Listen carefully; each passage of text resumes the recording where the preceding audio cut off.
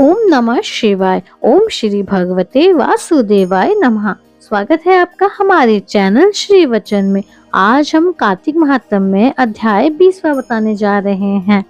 राजा पृथु ने कहा, हे देवर्षि, इसके पश्चात युद्ध में क्या हुआ तथा वह दैत्य कैसे मारा गया, कृपया करके आप इस अद्भुत कथा को मुझे कहिए।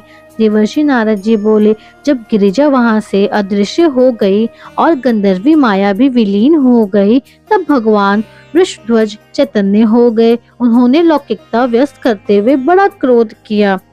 फिर भगवान शंकर जलंधर से युद्ध करने लगे।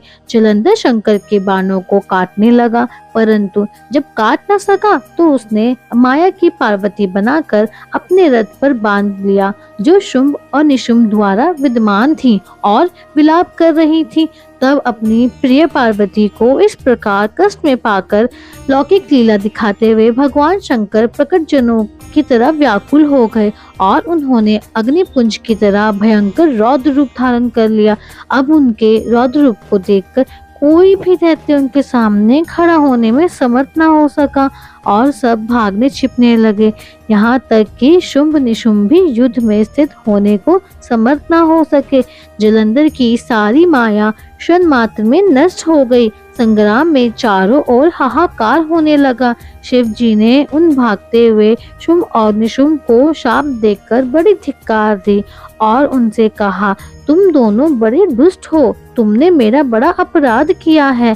तुम पार्वती को मारते हो और अब युद्ध से भागते हो। भागते को मारना पाप है, लेकिन इसे अब मैं तुम्हें नहीं मारूंगा, परंतु गौरी तुम्हें अवश्य मारेगी। शिव जी के ऐसा कहने पर समुद्र पुत्र जलंधर क्रोध में आकर अग्नि के समान प्रज्वलित हो उठे।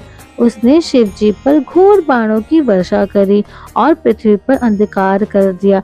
तब उस दैत्य की ऐसी चेष्टा देखकर भगवान शंकर बड़े ही क्रोधित हुए और उन्होंने अपने चरण गुप्त से बनाए हुए सुदर्शन चक्र को चलाकर उसका सर काट दिया।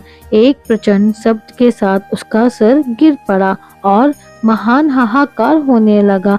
अंजन पर्वत के समान उसके शरीर के 2 खंड हो गए। उसके रुधिर से संग्राम भूमि व्याप्त हो गई, सारी पृथ्वी विहल हो गई। शिव आज्ञा से उसका रक्त और मांस महागौरव में जाकर रक्त का कुंड हो गया तथा उसके शरीर का तेज निकलकर शंकर जी के शरीर में वैसे ही प्रवेश कर गया जैसे कि वृंदा का तेज गौरी जी के शरीर में प्रविष्ट हुआ था। जलंधर को मरा हुआ देखकर देवता, गंधर्व और सर्व सभी प्रसन्न हो गए। धन्यवाद। 20वां अध्याय सिर्फ इतना ही है। इसके आगे की कथा 21वें अध्याय में है। अगर आपको हमारी वीडियो अच्छी लगी हो तो लाइक करें, शेयर करें और सब्सक्राइब करें हमारे चैनल श्री वचन को।